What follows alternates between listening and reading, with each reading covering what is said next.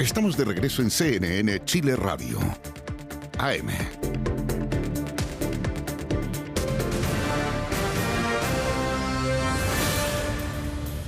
Ya estamos de vuelta, seguimos aquí en CNN Chile Radio, en vivo por supuesto, 9:44.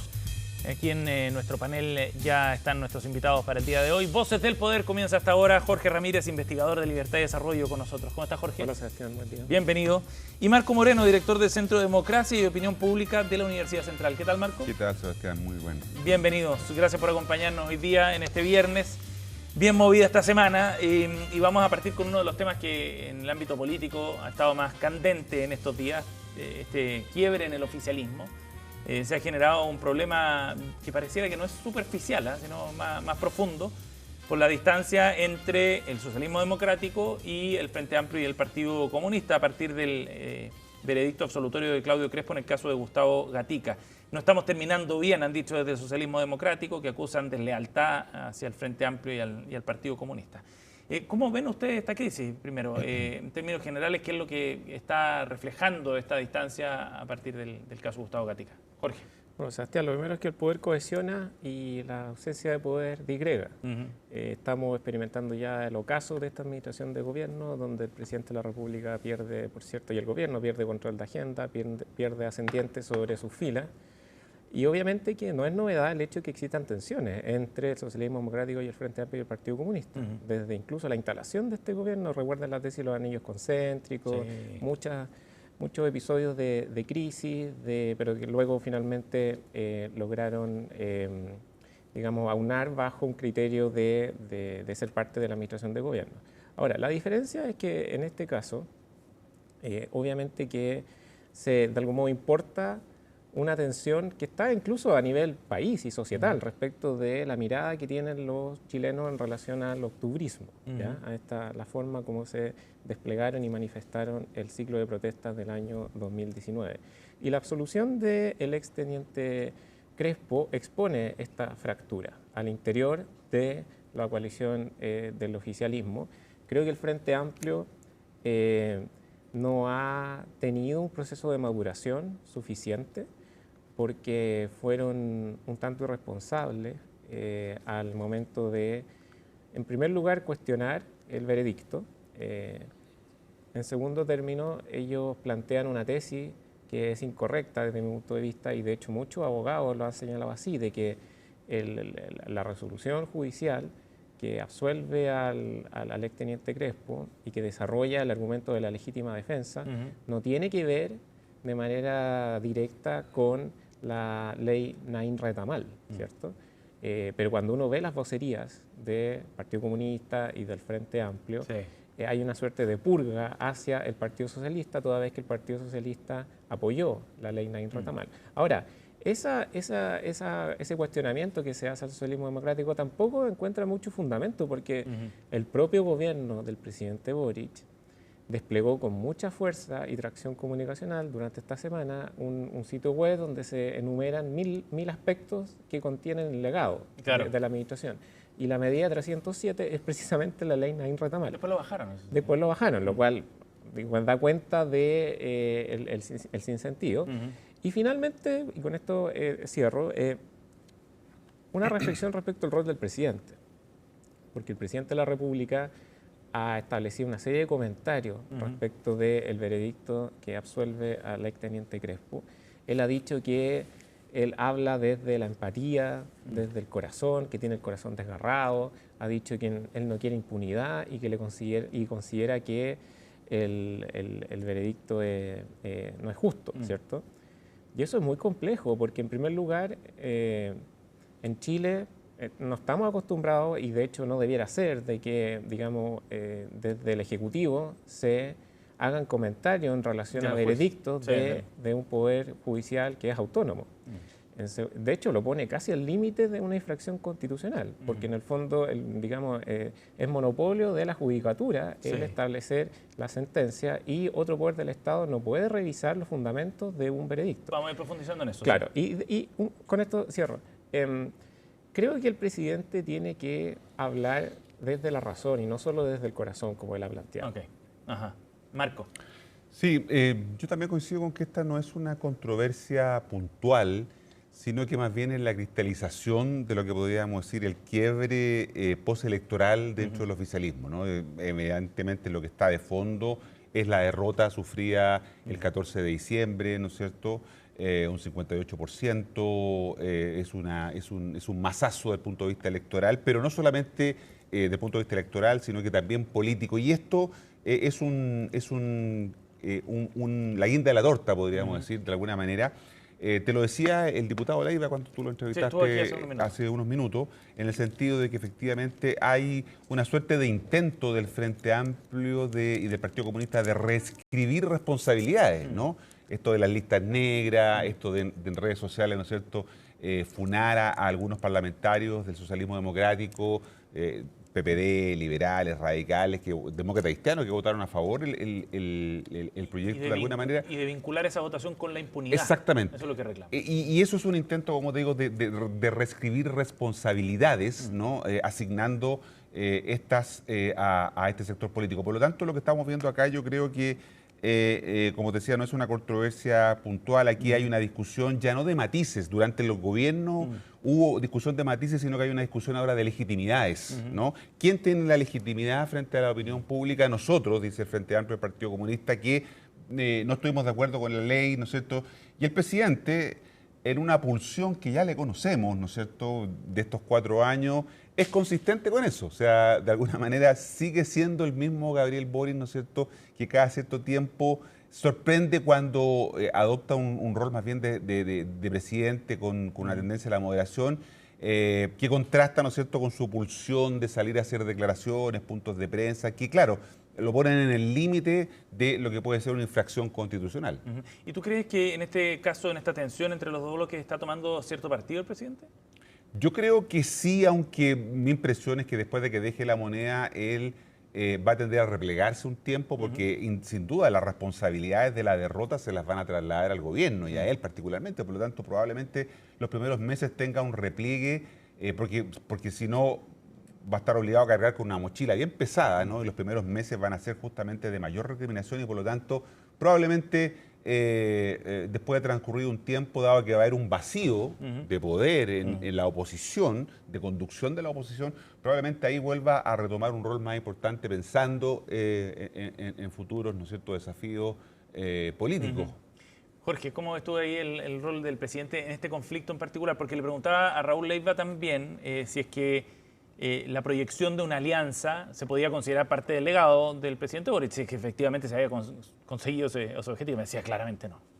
No, bueno, de hecho parte de la narrativa oficialista fue que el presidente Boric había logrado, digamos, de algún modo permitir que coexistieran estas dos culturas políticas, Frente Amplio, Partido Comunista, socialismo democrático. Como decía, durante todo el periodo presidencial es una relación que ha tenido alto y bajo, momentos de tensión y distensión. Sin embargo, yo creo que esta fractura, claro, expone una diferencia que solo el poder fue capaz de salvar, ¿cierto? Pero ahora que se termina el gobierno, que los funcionarios oficialistas, muchos de ellos van a tener que dar un paso al costado y en el fondo ya esa capacidad de aglutinar se pierde, y en ese sentido yo creo que sí hay un golpe al legado, porque esta pretensión de generar una síntesis entre la nueva izquierda y la vieja izquierda concertacionista era una de las misiones que tenía Gabriel Boric en términos no solo de las diferencias programáticas, sino que también generacionales. Sin embargo, obviamente que cuando uno ve el tono de las declaraciones del Partido Socialista, de la presidenta del Partido Socialista, de muchos parlamentarios del socialismo democrático, pareciera ser que ya el umbral de tolerancia llegó a su máximo nivel, y probablemente en todo este periodo de reflexión, de autopsia un poco en torno a la derrota, van a volver a aflorar esas diferencias. Pero efectivamente uno ya no podría considerar como parte del legado del presidente Boric el hecho de haber culminado su gestión de gobierno con una coalición que, dicho sea de paso, nunca tuvo entidad, no tuvo nombre. No tenía nombre, claro. No tuvo un documento programático, pero de todos modos existían tanto fuerza de gobierno y finalmente hoy día vemos la separación y la tensión evidente. Oye, Marco, ¿y cómo ves tú las consecuencias que esto puede tener para lo que viene a partir del 11 de marzo? ¿Se ve difícil que esto prospere, digamos, como una sola alianza y una unidad? pero ¿qué consecuencias tiene eso? ¿Qué desafío les plantea el socialismo democrático? ¿Cómo plantearse en ese rol opositor y al Frente Amplio y el Partido Comunista? ¿Cómo se van a ir diferenciando los dos? Bueno, lo que podemos intuir con mucha certeza es que a partir del 11 de marzo lo que vamos a tener son, y nos va a obligar a hablar de las oposiciones, ¿no? Tal como ocurrió en este gobierno, en donde no había una sola oposición. Cierto. Creo que a partir del 11 de marzo vamos a tener ese mismo fenómeno. Yo creo que el camino que está tomando el socialismo democrático, digamos, el Partido Socialista, el PPD, los liberales, más la democracia cristiana, y lo que puede hacer el Partido Radical si se reinscribe, ¿no es cierto?, es justamente intentar conformar un eje alternativo al otro polo que va a estar marcado por probablemente la relación más estrecha entre el Frente Amplio y el Partido Comunista. Yo creo que a lo menos vamos a tener esos dos mundos en términos de lo que va a ser la oposición con mayor claridad. Falta por definir qué es lo que pasa con los otros partidos, ¿no es cierto?, que también están en una situación complicada, los regionalistas verdes y los otros movimientos que de alguna manera eran un movimiento humanista, que también quedaron en una situación incómoda después, ¿no es cierto?, de la resolución del CERVEL sobre su continuidad. Entonces, de alguna manera, no hace sino confirmar un escenario de fragmentación del sistema político que ya venimos conociendo hace bastantes años en Chile. Esa no es una buena noticia para la gobernabilidad y por eso que es complejo también y como desafío para el gobierno del presidente José Antonio Kast enfrentarse a un Congreso fragmentado en donde tiene que negociar no con una oposición, sino que con varias oposiciones, ¿no? Lo que evidentemente complejiza el poder avanzar en las iniciativas que el gobierno quiera llevar adelante. Pero evidentemente lo que vamos a tener es un escenario de varias oposiciones a partir del 11 de marzo. Jorge, ¿cómo es esa proyección? Sí, efectivamente. Bueno, un buen gobierno siempre va a requerir también una buena oposición. Eso es parte de la teoría democrática. Una de las test ácidos, yo diría, del comportamiento y de la evaluación del proceso de maduración en el poder que supuestamente tuvo el Frente Amplio, lo vamos a ver cuando ellos sean oposición. Su compromiso democrático, hemos visto que el Partido Comunista ya ha advertido de que pretenden volver a la calle, de mantener activo ese potencial de conflictividad. Y obviamente que va a ser un desafío para el gobierno y el presidente electo el lograr generar algún tipo de relacionamiento con el mundo de las oposiciones, porque tú también necesitas interlocutores válidos.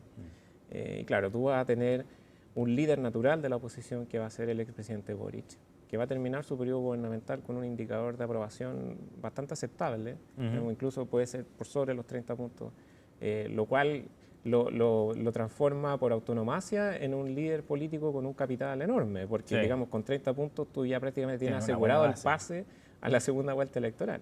Él probablemente, como bien señalaba Marco, va a aspirar a tener una suerte de repliegue táctico, pero de todos modos va a estar presente. Hay que ver si él es un líder que logra nuevamente intentar generar una suerte de síntesis entre estos dos mundos, socialismo democrático, Frente Amplio y Partido Comunista. Y también hay otros actores que van a empezar a jugar un rol. El alcalde Bodanovich.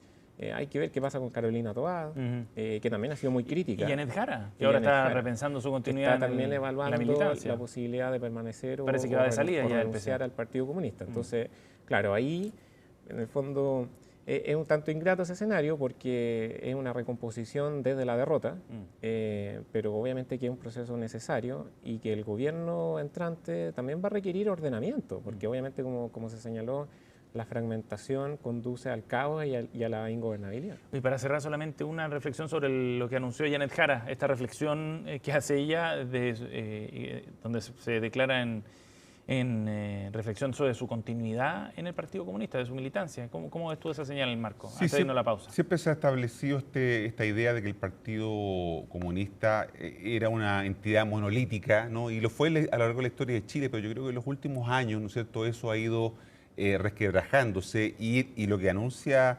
Janet Jara, en donde evidentemente hay otros militantes destacados, Camila Vallejo, Carol Cariola, Marcos Barraza, Iracy Hasler, que probablemente están en una sintonía parecida, podría significar, ¿no es cierto?, en la medida que esto pueda avanzar, en una situación de ruptura, de quiebre, ¿no es cierto?, de este monolítico Partido Comunista que si algo lo caracterizaba era de su disciplina interna, ¿no? pero evidentemente en un contexto distinto como el que estamos observando en Chile y en el mundo, eso puede, como digo, sufrir cambios y probablemente este sea el primer anuncio, ¿no?, de esa fragmentación que podría sufrir el Partido Comunista Chileno, que ha tenido en otros momentos algunas divisiones, pero probablemente, me acuerdo a fines de los 80, comienzos de los 90, hay un grupo que salió, formó el PDI, con militantes comunistas, y probablemente aquí también haya un intento, a lo mejor, que vaya en esa dirección. Jorge, lo último. No es del todo sorprendente, toda vez que yo diría que uno de los principales pasivos, una de las cargas pesadas que tuvo la campaña presidencial de Janet Jara fue precisamente su condición de militante del Partido Comunista. Hay que recordar que parte importante de las tensiones, los conflictos se provocaron por fuego amigo, es decir, críticas que venían desde la dirigencia del Partido Comunista y también definiciones de la propia candidata que iban en contra de la línea histórica del partido, sobre todo en terrenos como la política internacional, la posición respecto del régimen de Nicolás Maduro en Venezuela, Cuba, etcétera. Entonces, yo creo que, claro, si ella aspira a tener una proyección, obviamente que va a tener que despejar esa variable crítica y eso pasa necesariamente por renunciar a la tienda de la cual ella milita desde los 14 años. Jorge Ramírez y Marco Moreno están con nosotros aquí en Voces del Poder. Nos vamos a ir a la pausa. No se vayan porque al regreso seguimos conversando de otros temas de la conformación del gabinete, lo que viene para José Antonio Kast de cara al 11 de marzo. Pausa y seguimos con eso.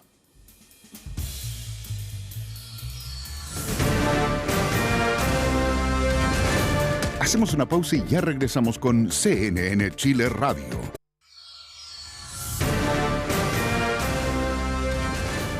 Estamos de regreso en CNN Chile Radio. AM.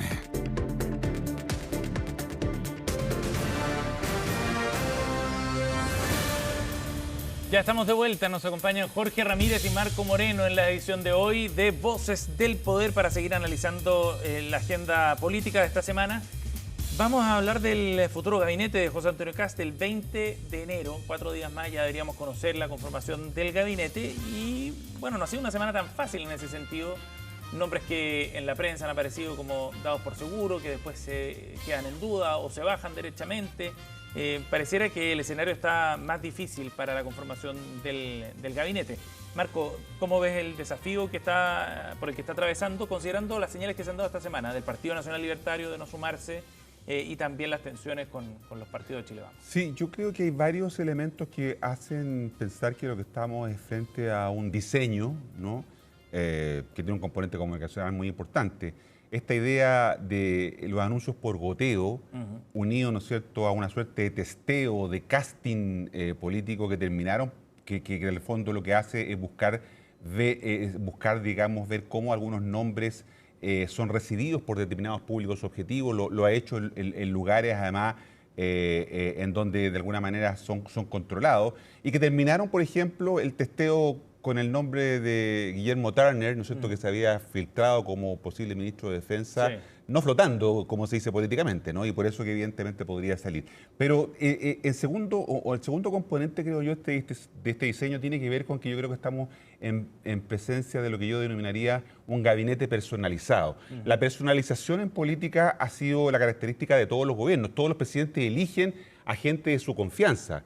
Yo creo que el problema no es la naturaleza de que se elija gente de confianza o con los cuales yo tengo afinidad personal, sino que el elemento de la intensidad de esa relación es lo que yo diría que es lo que distingue a este gobierno. Todos los presidentes eligen a gente de confianza, sí, pero aquí hay una mayor intensidad y profundización de ese aspecto, ¿no?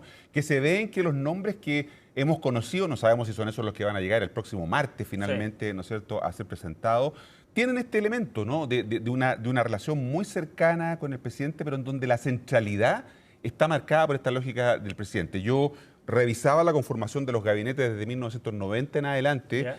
El primer gabinete con Elwin y Frey fue de un equilibrio político coalicional, o sea, era una coalición, los presidentes distribuían entre miembros de esa coalición. Acuérdate que, por ejemplo, Frey instaló esta idea de la troika, ¿no?, donde estaba alguien del PPD, del PS y la Democracia Cristiana. O sea, gente de su confianza sí, pero había un componente institucional. Luego viene, ¿no es cierto?, un segundo momento que yo diría que el del lago de la conducción política fuerte, ¿no?, donde que se caracterizó por un dominio escénico muy importante el presidente Ricardo Lagos, y después tenemos con Bachelet, yo diría, gabinetes que el componente principal es lo tecnopolítico, Sí. y en el caso de Sebastián Piñera, ¿no es cierto?, el gobierno de los gerentes, ¿no?, que tuvo ese sello. Y en el caso de Gabriel Boric, un gobierno básicamente identitario y movimentista. Entonces, este diseño que tenemos hoy día tiene este otro componente que yo diría, insisto, no es que los otros no tengan un componente de confianza, lo que pasa es que está más acentuado, ¿no es cierto?, ese elemento. No es la naturaleza, sino que es, como digo, la profundidad y la densidad que tiene el componente de la confianza de lo que está operando y que, por ejemplo, ha tenido el primer efecto con que el Partido Nacional Libertario, ¿no es cierto?, ha dicho Sí. que no va a formar parte del gabinete, y vamos a ver qué es lo que pasa con Renovación Nacional y la UDI de cara al próximo martes. Interesante los perfiles de los gabinetes anteriores, de los años, de los gobiernos anteriores. Porque claro, hay un sello ahí, a algunos les resultó, a otros no tanto. Jorge. A ver, primero yo desdramatizaría algunos aspectos. O sea, en todo proceso de configuración o conformación de gabinete existen, digamos, instancias de reacomodo, de ajustes. Yo tampoco conozco ningún proceso de formación de estructura de gabinete donde los partidos políticos queden plenamente satisfechos, ¿ya? Porque en el fondo siempre no se ven de todo bien reflejado en el elenco de las carteras ministeriales. Dicho lo anterior, evidentemente que los desafíos del próximo gobierno son diferentes porque la máxima cambió. Acá se habló de un gobierno de emergencia y obviamente que eso requiere construir o configurar un gabinete que responda a ese desafío. Y quizás mucho de la ansiedad o de la disconformidad que hoy día se palpa en algunos círculos políticos tiene que ver con aquello, porque si tú tienes que dar cuenta de una situación de emergencia en temas como seguridad, combate al crimen organizado, control de la inmigración, crecimiento económico, generación de empleo y racionalización del gasto público, quizás las capacidades que estábamos habituados en el mundo político deben cambiar. Y en ese contexto es que surgen nombres nuevos, quizás que no son tan tradicionales, y eso obviamente que genera cierta distancia, dudas e inquietudes. Ahora, apostar por nombres nuevos y eventualmente por independientes es un riesgo también. Bueno, pero es que también la situación de los partidos políticos ha cambiado. Yo creo que, como bien decía Marco, desde el inicio de los años 90 en Chile habían partidos políticos fuertes, ¿cierto? Que cumplían un rol de intermediación con la sociedad que era destacado incluso por la literatura internacional. El sistema de partidos chileno era como paradigmático en términos de que era estable y que tenía cierto nivel de anclaje con la sociedad de ese entonces. Hoy día, lamentablemente, los partidos políticos no gozan de ese estatus, están, digamos, en una situación bastante compleja. La ciudadanía, por otro término o por otro lado, se siente también disgustada con estas lógicas de los cueteos, ¿cierto? De, en el fondo, ver o concebir al Estado como un botín a repartir una vez que tú ganas la elección.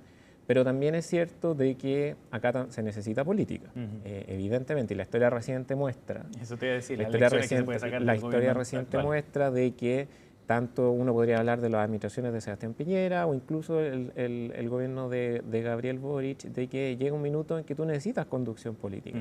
Y obviamente que se va a requerir generar equilibrios virtuosos entre, como te decía, personas con competencias diferentes en relación al desafío que implica el gobierno de emergencia, pero también líderes políticos que sean capaces de darle conducción y traducción legislativa a muchas de estas iniciativas. Ahora, yo también separaría, yo creo que si uno digrega el gabinete en función de lo que conocemos, que obviamente puede cambiar, digamos, solo hay ministros en la medida que hay un decreto firmado, no hay que olvidar aquello, pero el comité político yo creo que es muy fuerte, porque tú tienes a un Claudio Alvarado, que digamos fue diputado, fue subsecretario de la SECPRES, fue ministro SECPRES, él tiene un ascendiente muy importante sobre los elencos legislativos, es un gran negociador, tiene a José García, que también va a ser eventualmente ministro SECPRES, de que él también tiene un conocimiento muy profundo, ha sido parlamentario desde el año 90 a la fecha.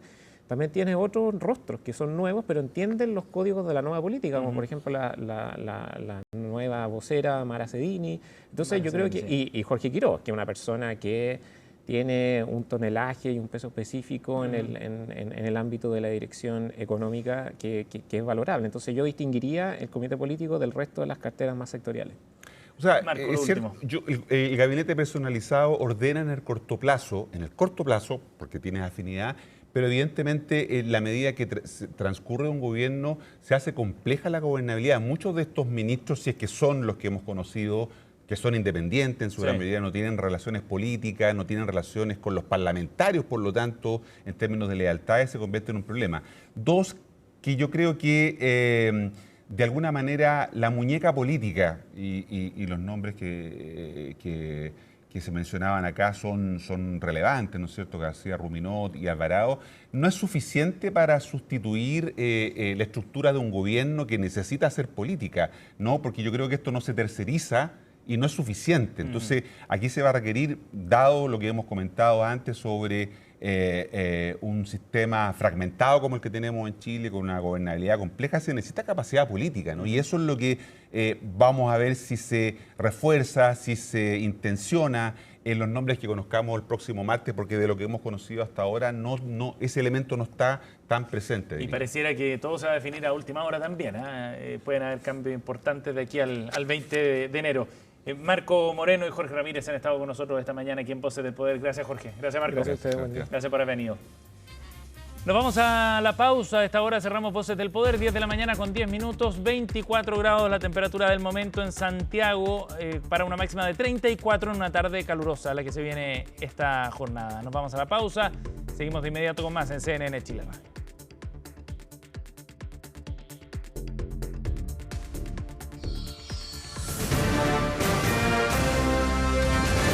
Hacemos una pausa y ya regresamos con CNN Chile Radio, AM.